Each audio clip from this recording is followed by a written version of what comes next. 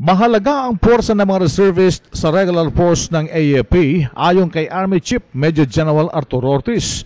Kung kaya't nananawagan ito sa lahat ng sektor ng ating lipunan na suportahan ito na may sulong sa Kamara at maipasa ang bagong batas na maibalik sa compulsory status sa mga estudyante na kukuha ng ROTC sa mga pamantasan.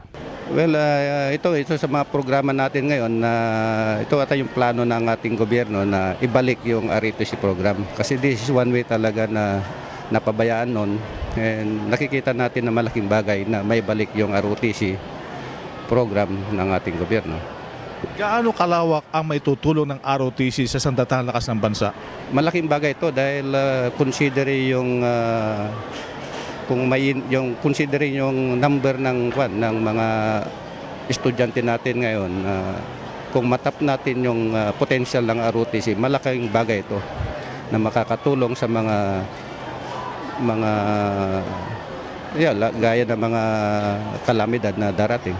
Matatap natin yung potential ng ating ROTC. Hindi naman na-paralyze, sir? Nung mawala yung ROTC, malaki bang bagay na? Malaking bagay dahil ang ROTC ay isa sa mga source ng ating mga reserve officers. So napilayan ng gusto talaga nung mawala sila? Napilayan dahil nung natanggal yung ROTC, nagkaroon tayo ng may ibang programa.